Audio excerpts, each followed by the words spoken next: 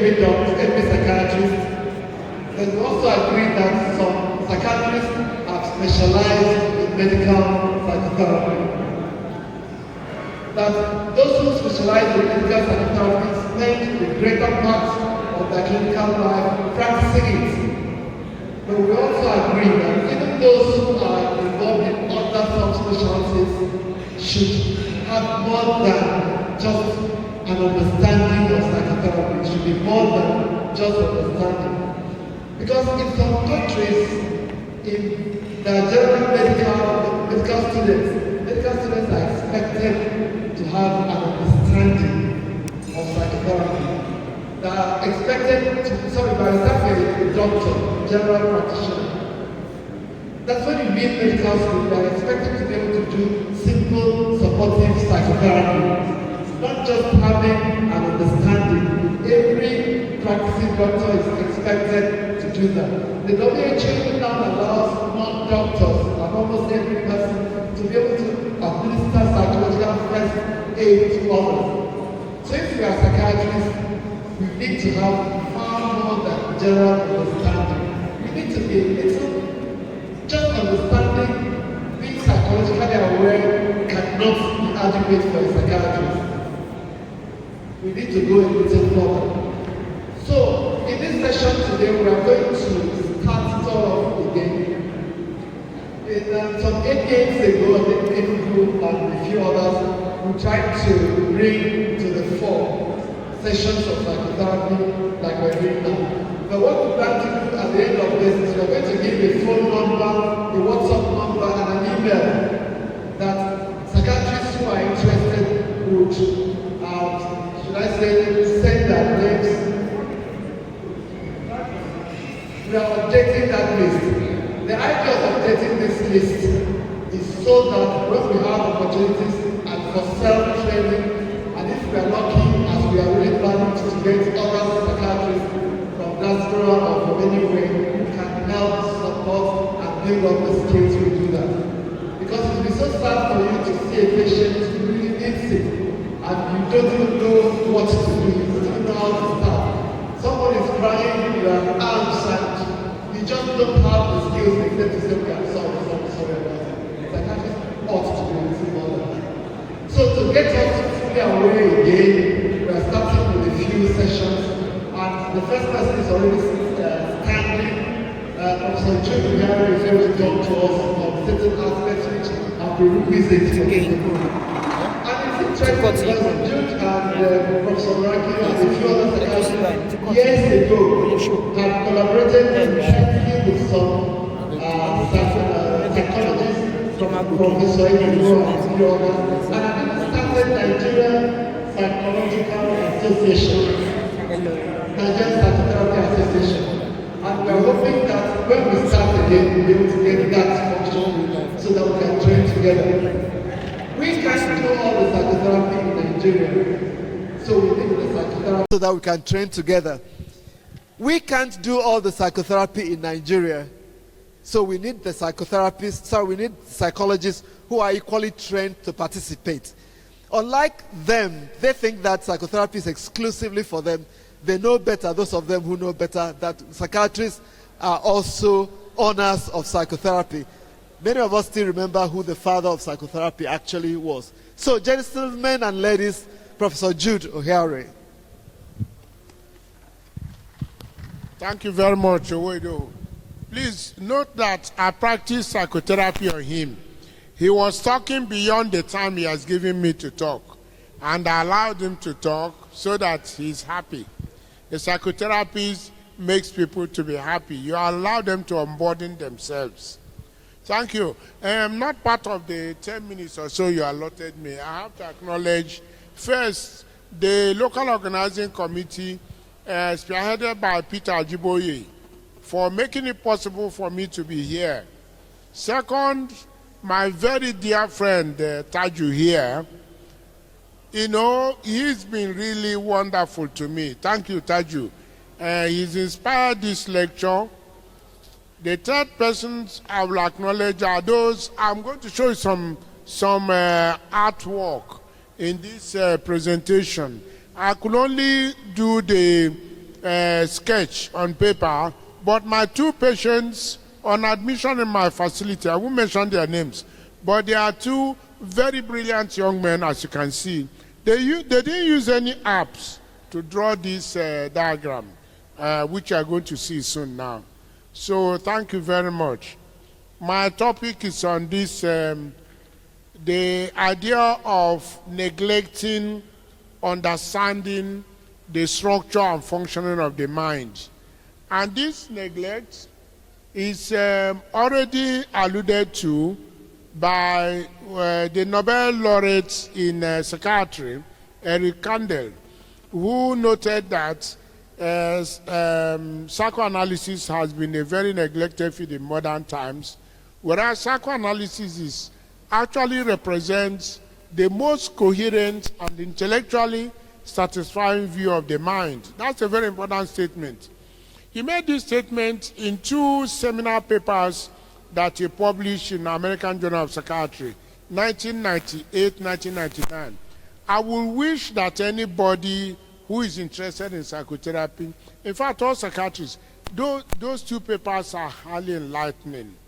And the second point he made there was that psychiatry has to find its footing in biology, brain biology, which he said in American that is currently not available in many training programs, even in America. And this is echoing Sigmund Freud. Sigmund Freud noted that we must recollect that all of our provisional ideas in psychology will presumably one day be based on organic structure. He continued to make statements on this. He actually drew a diagram in the comprehensive textbook of psychiatry. I don't see that diagram anymore, in which he gave an idea. Nobody understood that diagram. I don't know whether you saw that diagram, Moruf and Owoidoho.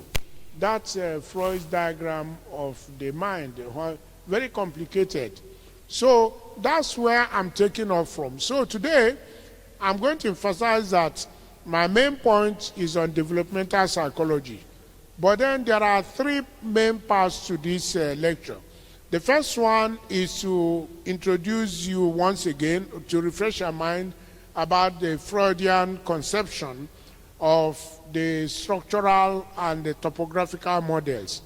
Then, number two, I will veer into what is the body of this lecture, which is an advancement on that more simplistic version by Freud that's been built up, especially people with a biological conception, especially Ken Wilber in the book Transformations of Consciousness.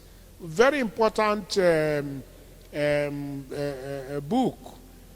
So from there then, I will explain his understanding and current understanding of the psychic structure, as we call it, and how it operates. Then finally, I will end up with what I think was what Freud was thinking about. In other words, what I call the dream of Freud.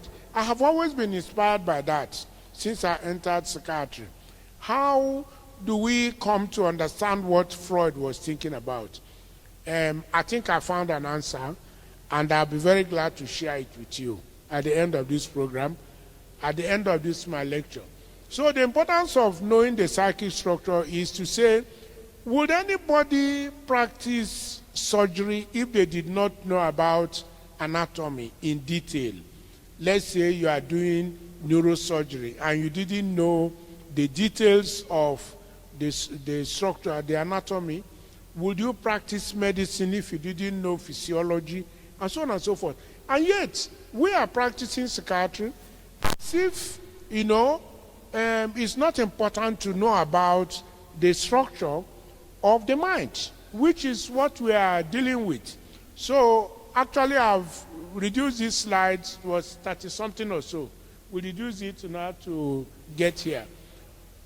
This is what you know already, the topographical model, and I think this is the one you use. Aha, thank you. Now, where is it pointing to? I want the red. Who are the people showing me? Taju. Okay, I can't. Okay, so you have the um, the structure of the mind. You have the structural model, but I had the topographical model before this. That you didn't put that one. Okay, that's the topographical model. That is the conscious and the unconscious. This is a full diagram to help you. The idea that, so you have the conscious, the preconscious, and the unconscious. And then you have the structural model where you have, I wish I could, where is this red? It's not showing. Okay. Where you have, you can see the one that's white, that's the conscious. The only structures that are there are the ego and the superego. And that's the question we ask you in the exam, if I set it, that the id, super, and id, ego, and so cannot come up to the conscious. It's not true. The id is not available in the conscious. So, you now have newer formulations of the Freudian concept. And these people, we call them neo-Freudians. And there are listed up to 17 of them or so. But we don't have time for that. Just to show you, there are many more people who worked on this matter. So their conception of psychopathology is a very simple one. I'll come to what I mean by fulcrum 3. But there are people, when they come to the level where the ego and superego have grown up, that what they're going to be having is what you call psychic conflict, unconscious. And the summary of it all is that when the superego is trying to suppress the id, then you have the original neurosis. The original neurosis is really a suppression or repression into the unconscious. That's the original. From there, everything starts. So if you have the ego suppressing the id, then you have the anxiety and the obsessions. Whereas if you have the superego suppressing the ego, you have depression and guilt. We don't have time to give details. In order to get to the second part of this lecture, which I told you about, which is the structure, the psychic structure, you need to understand Jean Piaget's 4 stages of cognitive development. Because there are 3 formulations of these theories that are combined to get the 9 stages I'm going to show in the next slide. You have to understand Jean Piaget's, which if you read psychology, the way we did, we had time, we had 6 months, we didn't have to pass primaries before coming to psychiatry. So we had time to read psychology. And that book, Introduction to Psychology by Atkinson and Hildegard Atkinson and Atkinson, is important. And that's where you have this. The sensorimotor, the pre-operational concrete mind, and the formal operational. We don't have time to give the details, but please put this in mind because this is what is going to guide the other levels. So see now, those stages of Piaget, some of them are appearing here. What I'm showing you now is a new formulation of the structure of the mind. What is he saying? As I said, this was drawn by my patient, so the drawing is there by this person, but they colored it. They put it in this way. So the green side are what you call the basic structures. I will explain. And those basic structures are, okay, the model is that the individual is like you are climbing a ladder. When you come to each stage of the ladder, that is a stage of life. Like in development, you have holding the head, sitting down, standing, walking, and talking. So those are basic structures of the nervous system growth. But we're talking about basic structures of the mind growing. So you have the time when you have sensory-physical, which is similar to Piaget's sensorimotor. Then phantasmic emotional, that's the emotional level. And number 3, we have the representational mind. I will have to explain that. See, We teach children, A is for apple. All those of us who've raised children. That's why do we do that? You don't. You have to do that at a stage. Why do you do that? Because you want to teach children how an image can be represented by a symbol. The image is the apple, but you want to teach the child that this apple can be represented in another way, which is a symbol, which is words. So when you see a word written apple, it is similar to apple. So this is that level. A is for apple. That's what I call this level. But you have another level still at the end of that representational map. That's what we call it, representational. And that's another level where you call concept. So let's say a tree. You have the image of a tree, but there's a concept of a tree which is T-R-E-E. Sorry, there is a, what do you call it again? Symbol. But the concept of a tree is now more than the image you're seeing. It has roots, stem, and all those type of things by which you know a tree. So that's a concept. In other words, there can be a million types of trees, but for a child at this stage, you have a tree, this is a tree. T is for tree, and all that. So you go to the next level where the child can now start going to primary school where they learn arithmetic. Always you learn arithmetic before algebra, which is much more abstract. This is the stage that developmental psychologist Piaget followed. So when you are at this other stage, which is the rule, you follow rules. 2 times 2 is equal to 4. 2 minus 1, those are rules. You follow them. So you build up a computer algorithm. The brain functions like an algorithm anyway. The brain is really an algorithm structure, but it does more than that. Then after that, you have this level which we call pre-operational, where you start thinking. You know, that is where you do more than that until the level where you are now doing operational, where you are now thinking properly. Then from that you get the level of where you can follow logic, you can vision, and all that. Now, can we by saying that most theories end at that level?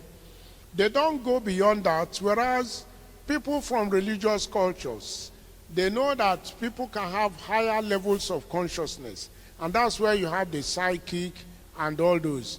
Now, what are those things in yellow?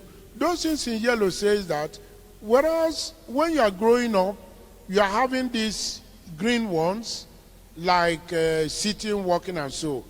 You are also growing in other areas, like your needs, like your moral levels, like your attitudes to life. All those are growing. But they depend on which stage you are. So if you are at the level, let's take Maslow's, for instance, but you can also take Kohlberg's moral development. So if you come to the level of sensory motor, for instance, all you're interested is, food.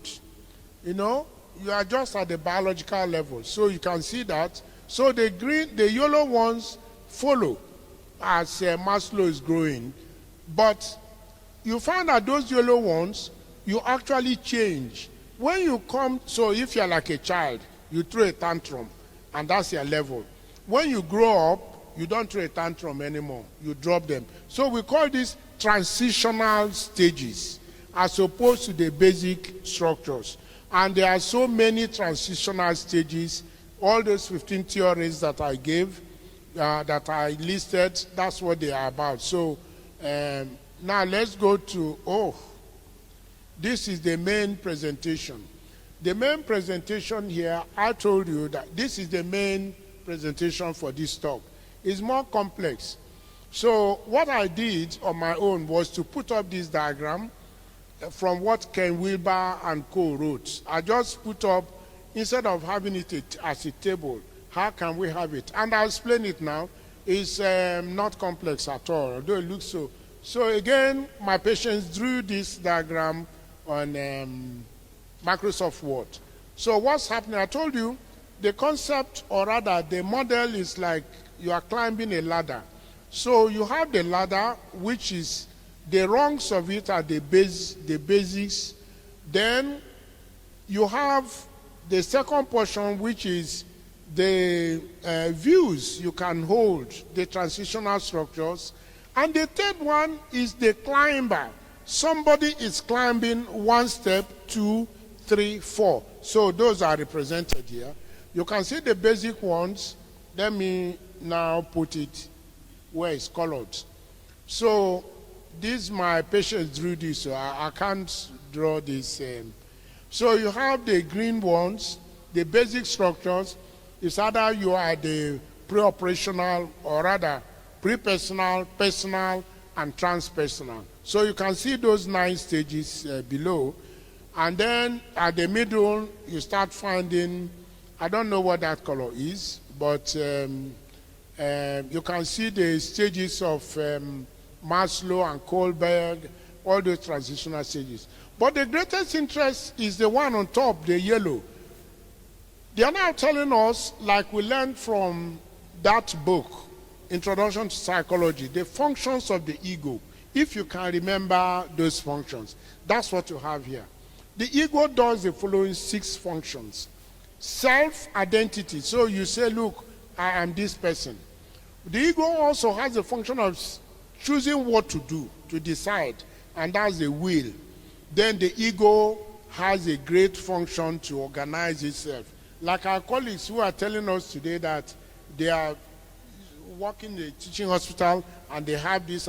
Somebody, an aspect of the psyche does that. That's the organization part. Then you have the defense, the one when you are in trouble, you have to tell lies or rationalize or do anything. But you go to the right side, you now find the metabolizer. What do you mean by metabolizer? You see, as we are thinking, it's like you are metabolizing the process of thought, the actual mind thinking. When this person, René Descartes, said, I think, therefore I am. That's what is meant there. The one that thinks and does all the processes. Don't be confused. Then you have the actual navigator, the one who climbs. This is like splitting hairs. When you are a human being, you act as a whole. But this is what science is about, looking into bits and pieces. So, ladies and gentlemen, I've introduced you to what I believe is new, putting up a diagram like this to make you to understand it. At another lecture, I will have time to explain more, but now not. So the third part of the lecture and the final part of it is what I call the fulfillment of Freud. How do we integrate the insights from these psychoanalysts, the earlier people, the phenomenologists like Edmund Husserl and Karl Jaspers, who introduced descriptive psychopathology? How do we integrate their theories with psychoanalytic psychotherapy and with basic psychopathology, and thirdly, cognitive psychopathology? That is what I think Freud was looking about. See what I've done here. What I've done is I got a paper from this very bright fellow, Vinod Menon. Actually, I didn't get his full paper. I was reading snippets of it. The full paper I now got from a review of that paper by another person called Menon too. Bintu Menod. But they are not living together. Vinod is living in Stanford, and that other lady is living in India. What is happening here? They found that the psyche is represented or localized in certain networks. 3 broad networks. The first one is the default mode network. This network has been described starting from when people are studying dementia. We find that this is when you are resting, you are not talking, you are not gesticulating, you are inside the EEG, inside the MRI machine, and you are just resting. And their brain wave at that time is like theta and alpha waves. So we call it the default mode network because that's what you got into when you are resting and nobody is troubling you. And you are certainly not thinking of buying petrol at 1,200. The salience network, well, that one we know more because there was an attempt that failed to call schizophrenia disorder of aberrant salience. The salience network chooses what you need to do in competition with other things that are demanding for attention. Whereas the executive function network, that one we also know more when you have to think and plan and do all those type of things. So this is the network, and I'll show you in picture. How do we harmonize this? Yes, I was telling you about this lady, Bintu Menon. She said the harmonious function of these core networks, three of them as I said, is what gives rise to the complex phenomena of the mind in the brain. This is, if any of you want, I can give you. It's free to air. So this is what I call the fulfillment of Freud. So that's the diagram coming from Menon. So you can see that the, what do I call it? The default mode network consists of those other nuclei in green. That's the medial prefrontal cortex, the posterior cingulate cortex, the left parietal and right parietal areas. Whereas the other network, salience network, consists of the anterior cingulate and the insula. So this is the composite diagram that talks about their relationship when you are thinking, when you are walking, when you have to wake up like these very busy GPs, psychiatrists in private practice, when you have to choose what you have to do. This is what's happening. So you wake up in the morning, like on the left side, you have the default mode network. You want to rest. Then what happens is you have to choose. Who chooses that? The salience mode. And who acts on that? The executive mode on the right side. And as I said, the executive mode, all of us know when you're executing, you're using the dorsolateral prefrontal cortex. We don't have time, but this shows that there is this circuit. So what I've done now is to put them together. You can see that the salience network seems to fit in as a brain correlate of the wheel and the navigator. That self-structure that I told you about, whereas the executive network seems to mediate the metabolizer, the organizer, and the defense side, whereas the default mode network does only one thing, is your sense of identity. So how do we put it in psychopathology? Well, there are already models of schizophrenia, depression, anxiety, all within this network, and they are all going towards what you call personalized medicine.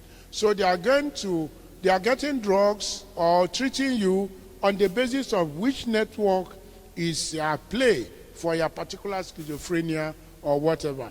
And then the salience network, well, this is already known that schizophrenia is thought to be a disorder of aberrant salience. And the executive network, of course, is about the so-called neuroses and mood disorders, whereas the default mode network is about dementia and autism. This is the diagram that puts it together, all that I've said now. So all those networks, this is it's just what I said in the previous slide. So we conclude with this. This is that synthesis that says you find phenomenology on one side, psychoanalysis and psychotherapy, then psychopathology and cognitive science. This is what I think that Freud was about, and that is very complex diagram. I think Freud would be very happy to know that this type of thing is on. Thank you very much.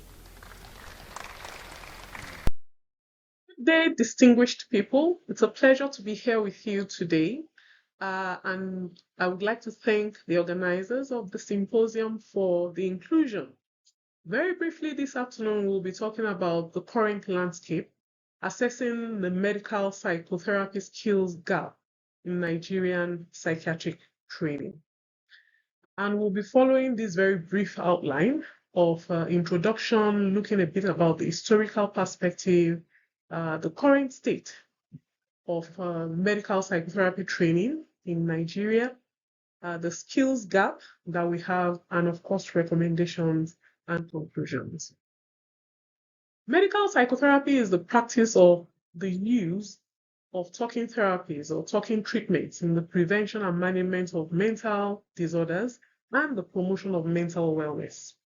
And the majority of people with mental health conditions will not actually see medical psychotherapists, but psychiatrists. So it is important that psychiatric trainees have robust psychotherapeutic training that equals the strength of biological training. And it is called medical psychotherapy because we do recognize that psychotherapy is also offered by other cadres of staff in the mental health field.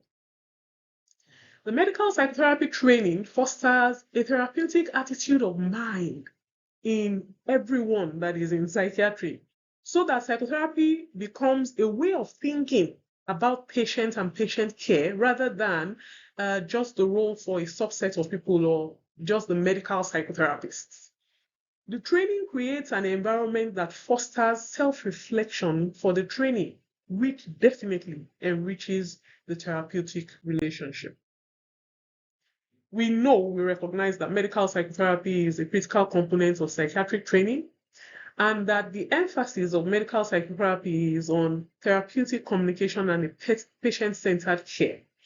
But there are gaps, and we know that there are gaps in this training that compromise the quality of care and patient outcomes for clients in Nigeria, and it's important to recognize them, and that's part of the reason why we are having this symposium today. In terms of the historical perspective, you can see that I have very few names on the board, and this is a very myopic view of what people have done in psychotherapy in Nigeria, because I could spend the whole day mentioning names and the things that they have done.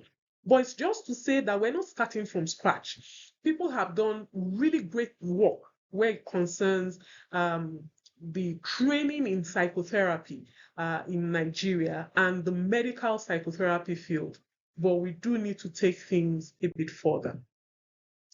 What's our current state? What's accessible now? What do we have on the ground? We know that both colleges have a robust component. You just have to take a look at our curricula, both in the national and West Africa curricula. Both colleges have a robust component in their curriculum for basic psychotherapy principles, talking about basic and social psychology, anthropology, developmental psychology for the primary aspect, and then talking about theories, forms, and techniques of several forms of psychotherapy for both junior and senior residency programs. And both colleges have revised their curricula recently. I know that West Africa just printed the revised version of the curriculum, and I think the version for the national that I saw was in 2018. I'm almost certain that another revision will be in the works by now. Now, for the West African curriculum, there is now a distinct chapter on medical psychotherapy that spells out the components of the training. However, we are aware that there are still issues around manpower, adequate supervision, and quality assurance, and this continues to impede the implementation of this curricula in our centers. So where does that leave us? It leaves us in a place where there is an emphasis on biomedical approaches over psychotherapeutic skills. Now, don't get me wrong. In most, if not all, the centers, there's a good array of psychotherapeutic skills being taught. There's no doubt about it. I'm yet to find a psychiatrist that was trained in Nigeria that is not well versed at least comfortably in the basic psychotherapeutic skills. And I find that that's a kudos to us that we're able to do that. Several residents that I have been, that I have had conversations with are quite comfortable to speak about psychotherapy, psychotherapeutic theories and basic skills. And I think that that's quite encouraging. But we do know that we have limited access to structured psychotherapy training programs in our centers. And we have very few qualified supervisors, inadequate training materials, and minimal integration of psychotherapy into the clinical rotation. While there is a robust confidence in terms of speaking about the theoretical aspect of therapy, I have found personally that the gap lies a bit more in the practical know-how, in the hands-on training, and that's where we're really lagging behind. So what's the skills gap like? I've mentioned some of them. We can talk in general terms and talk about insufficient funding, cultural stigma, inadequate institutional support and infrastructure. Those are the things that plague psychiatric training in any field in Nigeria. But when we want to be specific about medical psychotherapy, I think the place where we have the biggest gap is in the lack of trained psychotherapy educators and the lack of a standardized curriculum that we can use for training. And that brings me to the need for the training of trainers. This is a good first step, thinking about this symposium. And I think that this should be maybe not the first.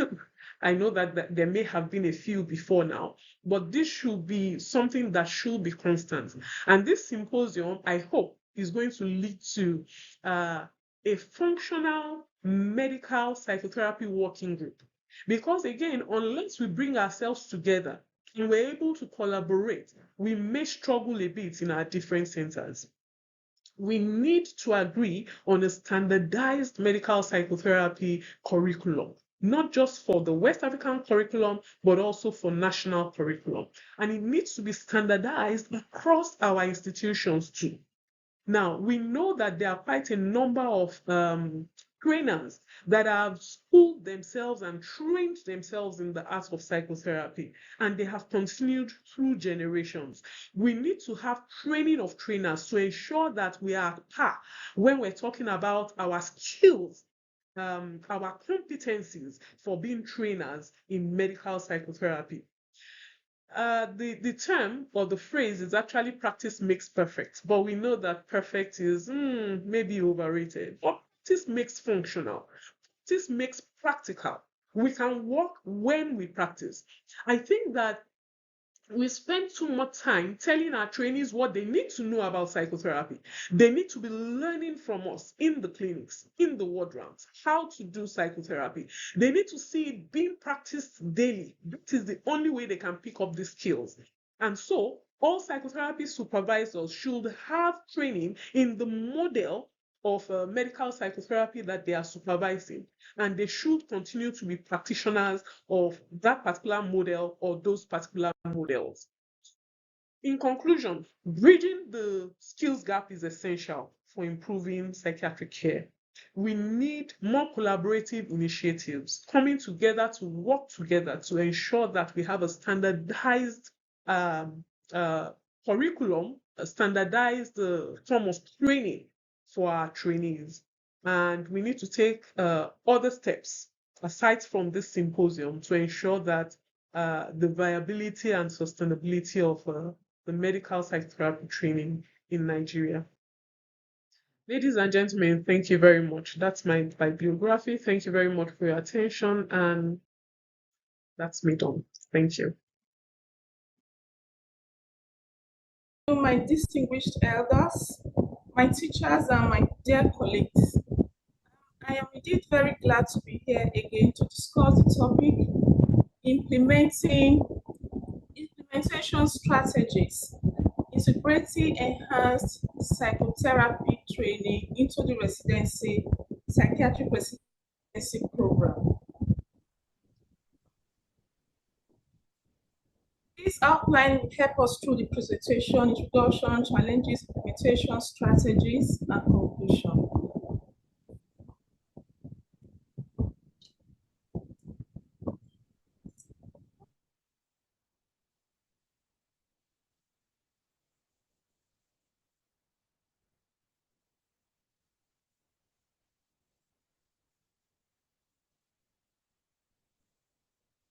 That there are no structures, there are no specific methods to acquire or achieve the skills required to be acquired by the curriculum. For instance, there is no mandatory rotation in psychotherapy during this residency training, and this is for both colleges, just like you have for other subspecialties in psychiatry, general adult psychiatry, child and adolescent psychiatry, neurology, and so on and so forth. So there seems to be more emphasis on biological psychiatry. It seems that psychiatrists are more biologically minded than they are psychologically minded. I know that with the discovery of chlorpromazine, there was a lot of progress and advancement in psychopharmacology. But you will agree with me that in the last 2 decades, there hasn't been much breakthroughs in new medication. But meanwhile, there are a lot of evidences, a lot of ROCTs to prove that prove the effectiveness of psychotherapeutic measures. And of course, despite all of that, psychotherapy still remains a footnote in the residency training program in Nigeria. This is a study where Adjao et al. Tried to find out the level of psychotherapy training in postgraduate psychiatry training in Nigeria. That was, and actually, are we doing 80% of early career psychiatrists, including young consultant and senior registrar, said that they did not have any form of supervision, psychotherapy supervision in the residency training program. Only 20% said that they had some forms of supervision, which also tried to find out whether there was presence of psychotherapy in the residency training program. About 48% said there was no any form of psychotherapy in the residency training program, while just about 2.8% said they had access to full psychotherapy training program, and this program was self-sponsored by those residents. And then about 50% said they had something partial when it comes to psychotherapy training.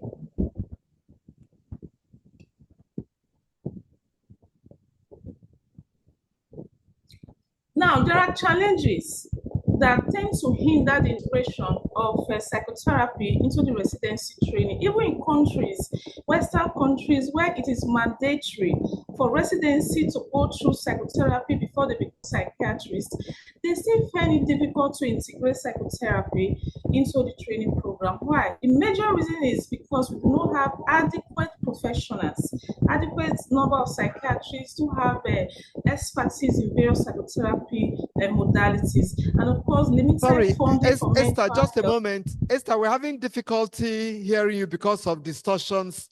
We think it's from a fan in your office. Or yeah, so if you can switch off one or two other systems and the fans, we would hear you better, Esther. You have an extra minute because we've interrupted you. Okay, I don't know when last you heard me. No, we are hearing everything with difficulty. You don't need to go back. Just put the things off and continue from where you are. Would be able to understand. We're hearing, but it was patchy. All right, sir. So I was talking about the challenges that hinder the integration of psychotherapy into the residency program. And I said the major one is inadequate professionals with expertise in psychotherapeutic measures. Other challenges are limited funding for mental health, inadequate facilities, gaps in the curriculum for residency training, high patient to doctors ratio. Now, with the Jackman syndrome, resident doctors are overworked, so they hardly have time to commit to psychotherapy training. Then institutional resistance, where you have senior psychiatrists who do not prioritize psychotherapy because of their own training biases. You can't give what you don't have. And then accreditation limitation. You will agree with me that usually when accreditation teams come to your center, they are not focused, they may focus on psychometric instrument for psychometric assessment, but they don't really lay so much emphasis. So there are no strict requirements for psychotherapy training for the residency training program. Now, implementation strategies. The first question I want to ask is basically what Professor Udofia was talking about when he started the introduction to this symposium. What level of psychotherapy training should psychiatric residents require? Because you are not training them to be full-time psychotherapy. Those who want to do that can actually take out extra time to do that. Let's look at what happens in the Royal College, not just in the Royal College of Psychiatrists, the American College, the Canadian College. They mandate that residents in psychiatry should receive training in various types of forms of psychotherapy enough to be able to meet the biopsychosocial needs of patients. So in supportive therapy, CBT, psychodynamics, and so on and so forth. And you know what? It has been proven that psychiatric residents are able to attain competence in various forms of psychotherapy. So residents have the capacity to attain competencies in different types of psychotherapy, provided you provide a platform for them, the structure and the methods to do so. Now, let's look at specific strategies. And I believe that the first and the most important strategy now is to develop a structured psychotherapy program into the psychiatry residency curriculum. I think that is the first place to begin. And I have 3 strategies to achieve this. The first one, strategy A, is that this curriculum should ensure mandatory rotations in medical psychotherapy units. You may ask me, do we have medical psychotherapy units in Nigeria? Maybe not too many, but there are some few centers that have medical psychotherapy units. But if it is not available, we can do that in the clinical psychology units. Even in the most developed countries, clinical psychologists are still happy to train resident doctors in psychiatry, in psychotherapy. So we can take advantage of that. And then this curriculum should determine the competencies that they want residents to acquire. Then another important thing is supervision and mentorship. Supervision is so central to training of psychotherapy. Residents should be assigned cases and have a weekly meeting with their supervisors where they can discuss the difficulties during their sessions, the challenges. They can reflect on what they have done. And then the supervisor can help them to navigate the challenges they may have during their sessions. Also, there should be opportunity for peer and group supervision. This is peer and discussion forums where residents can present cases and critique psychotherapy cases under the moderation of a supervisor.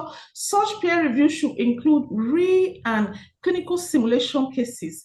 They should have discussions on cases. They should review journals and articles. They should report on their personal experiences. Usually, psychotherapy training requires you to have personal psychotherapy on yourself. Then we should use innovative teaching techniques as well. So institutions should be ready to subscribe to websites where residents can access videos on different types of psychotherapy, online CBT, and telepsychiatry. This other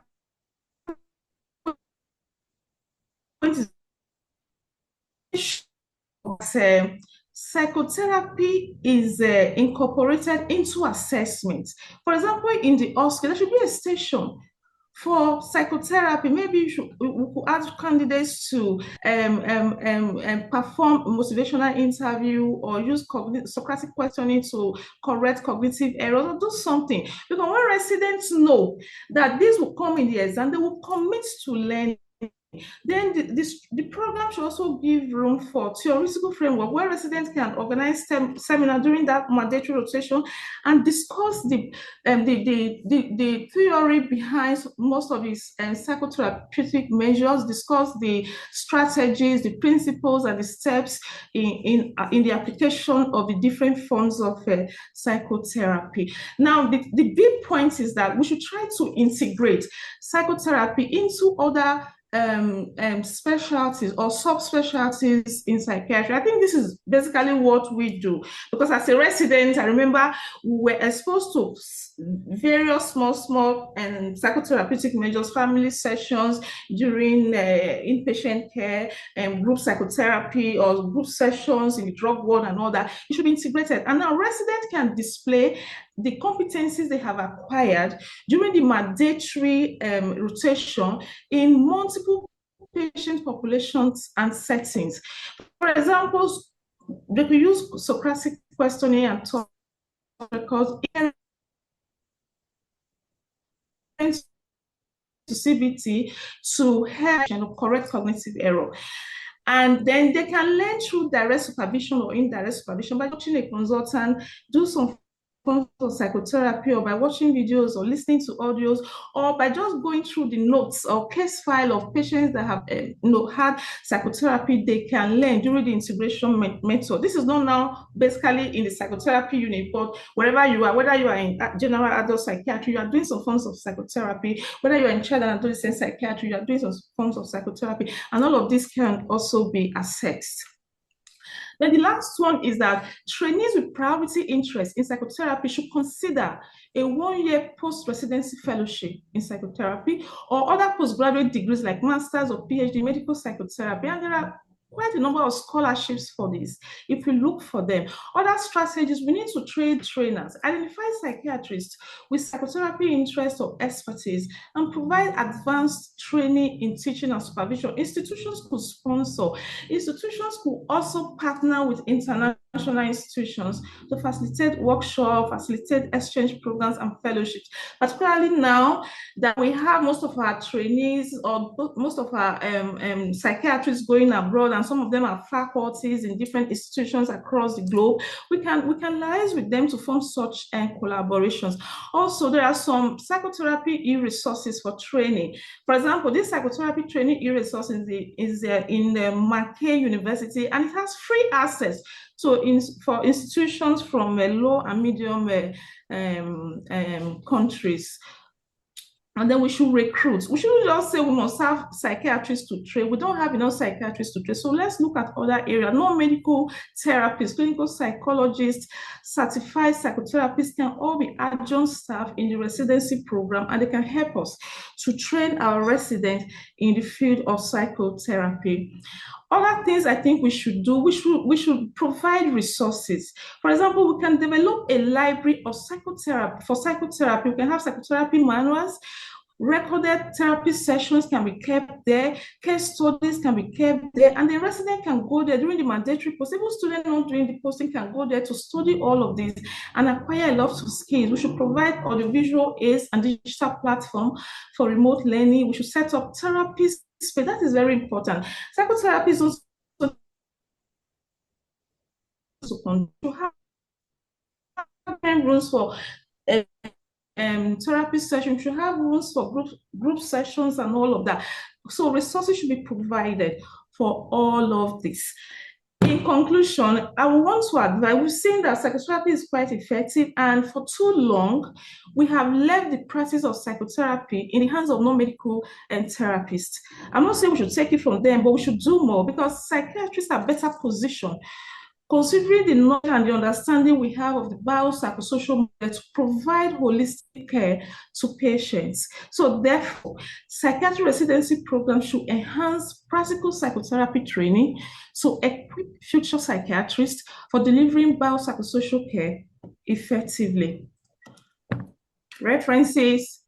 Thank you very much. And I want to especially thank Professor Ohaeri for spearheading the medical psychotherapy team, and Dr. Abiola for all that he does for that group. Thank you. to start by thanking the organizers of this conference for inviting me for this. What I intend to do in the next few minutes is to take you through my journey in my career, of the journey of developing psychological mindedness, which is a prerequisite to being able to deliver effective psychotherapy. See, what we call psychological mindedness is very difficult to develop, I must tell you. The factors that affect the possibility of developing psychological mindedness, they have been well studied, and they are related to personal qualities. For instance, personality, attitudes, how easily you can break down yourself from your interaction with patients, and so on and so forth. So, and of course, training and experience and exposure. These are factors that affect psychological mindedness. But like I said, you do not develop psychological mindedness, you do not become an effective psychotherapist unless you have achieved that. So, when I started my training in psychiatry,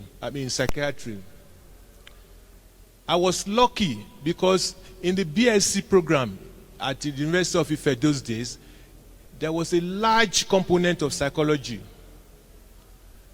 It was very large, although I must confess I didn't understand a lot of the things that were taught, but it was a nice prerequisite, because as I grew up in psychiatry, I began to understand those things that I was taught and the clinical applicability of those things. So,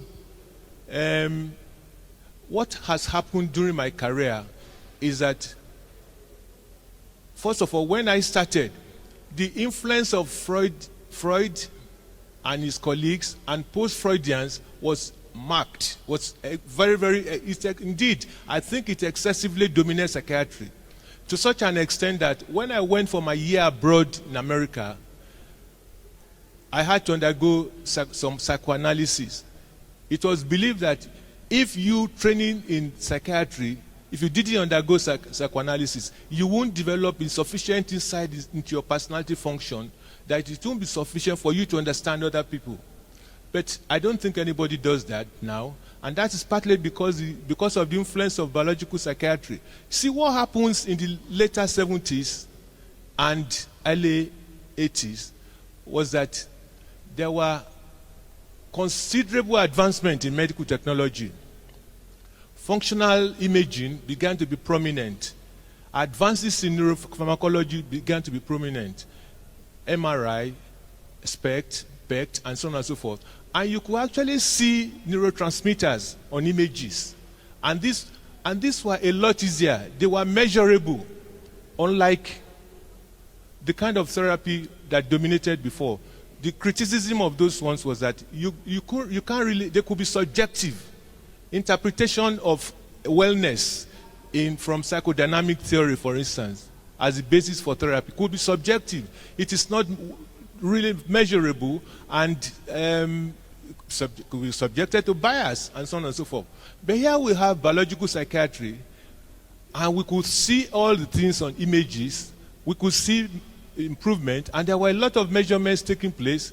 And so what then happened was that we then began to put less emphasis on the training in psychology and psychotherapy for students of psychiatry.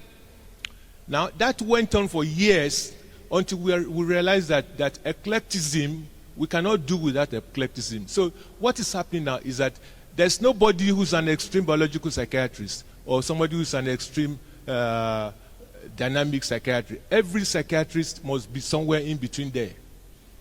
Every psychiatrist, because unless you are somewhere in between there, you will not be able to understand the psychosocial, cultural perspectives of everybody in health and in disease. So we were trained to be able to understand that in health and in disease, there are conscious and unconscious mechanisms that determine your attitude, your fears, your predispositions, your everything you do, your behaviors. And unless you understood these things, yourself as a person and in your patients, you will not be able to achieve effective treatment. Okay? So that is very, very, very, very important.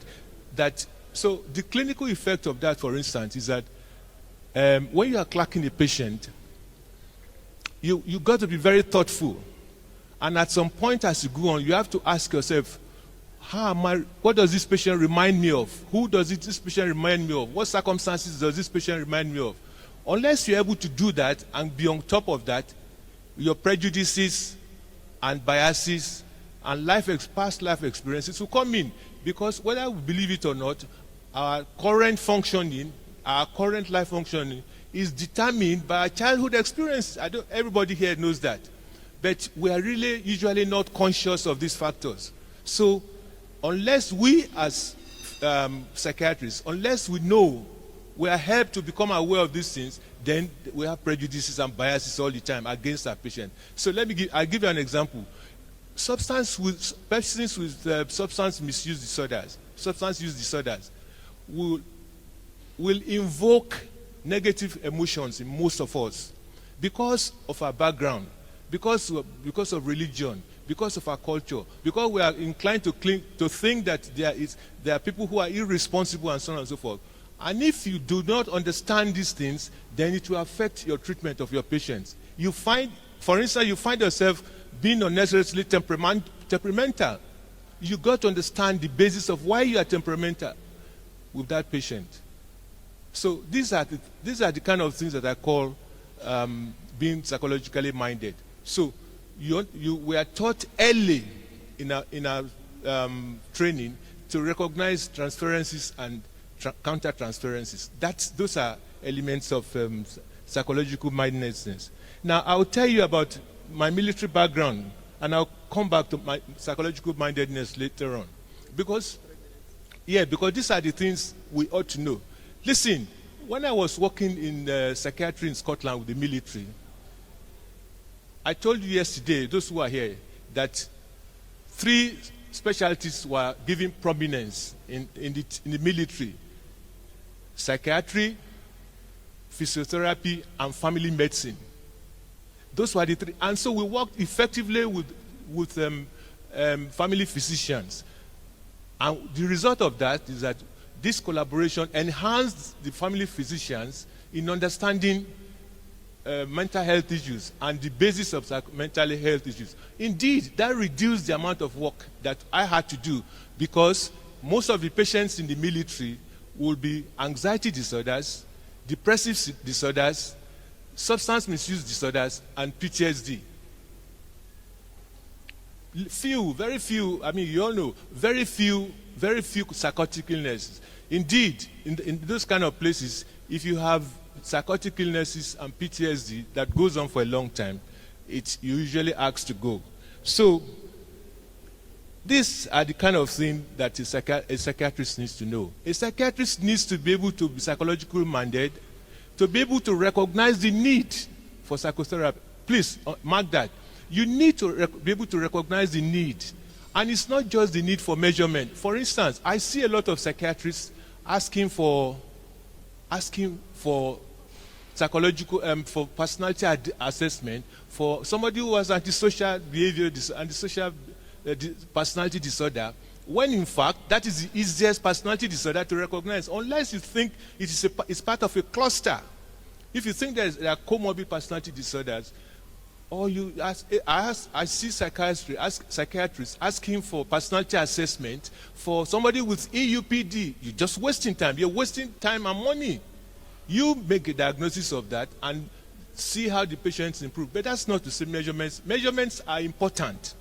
For instance, I told you how conversant my GP colleagues have become. But it's not just using PHQ-9 to screen and to confirm your feeling about somebody you think that is clinical depression. You need to be able to measure all the time. Measurement is something psychiatrists should be conversant with. This is not just because I know you can diagnose depression, for instance. I know you can follow up depression with medication and you can know whether it's improving. But for the sake of clinical governance, quality of care. You need to show that the patients you are seeing are improving. So measurements are very, very important part of your practice as a psychotherapist. And please don't underrate group therapy. See, I remember those days when we were training, we attended group therapies not because we wanted to have fun, but because we wanted to understand the dynamics of groups. The most important thing to learn is how those things you read in theory, identification, projection, and all those defense mechanisms, how they operate in groups. So please, we need lots and lots of training in this. But remember, you don't have to be a psychologist or a psychiatrist to learn how to do therapy. Look, the most important and the most relevant therapy that we need to learn is CBT. Our college should organize a curriculum for CBT, for diploma in CBT. 2-year diploma program in CBT can be done. It can be done. And can be done by us, those who are interested. It can be done by nurses. It can be done by laymen. Like I said, the ability to do many of these techniques depends on talent, personality, and so on and so on. People can be trained in 2 years to deliver CBT effectively, and they can then teach other doctors, other psychiatrists who may be interested, so that they can recognize when they need to refer patients for them. Okay, I hope there will be time to thank you very much for your attention. Thank you, Mr. Chairman, my teachers, my seniors and my colleagues, and other delegates. I will be talking about addressing the medical psychotherapy skills gap in Nigeria, integrating cultural competence and evidence-based innovative approach. I will be giving psychotherapy in Nigeria an historical evolution. If one look at the evolution of psychotherapy in Nigeria, you can see it to have like 3 phases. The first phase are the traditional phases, and the second phase are where the influx of Western models of psychotherapy seep into the country, while the third phase, where we started adapting them, innovating with them, bringing and developing our own indigenous psychotherapy. We started introducing that. So those, and among those indigenous psychotherapy that have been brought forward so far, includes this therapy like environmental manipulation, therapy like mesmerism and harmony restoration, and currently the Maiduguri monotheistic existential therapy, and as well as the most recent, which is the ultra-brief intervention for psychotherapy for trauma. Those are what we have. But is there a gap in the psychotherapy generally in Nigeria? Yes, there is. And these are the following areas where the gaps were. In terms of practitioners, we have deficit of practitioners. In terms of training, we have deficit of trainers. In terms of researches, we've hardly find researches about psychotherapy in Nigeria. And also the challenge with most people who are seeking or who might need psychotherapy in Nigeria is from the spiritual orientation of most of the psychotherapy being given. We also have other cultural barriers, we have stigmatization, and we have lack of integration between traditional and the conventional Western-oriented psychotherapy. And we also have supervision challenges. The approach in order to solve this problem is to do a backcasting analysis. And this is by looking at where do you want to be. So 10 years from now, we'll start from there and we'll look backward. And hopefully, looking at what should be the future of the providers and what should be the growth of indigenous psychotherapy training as one of those areas.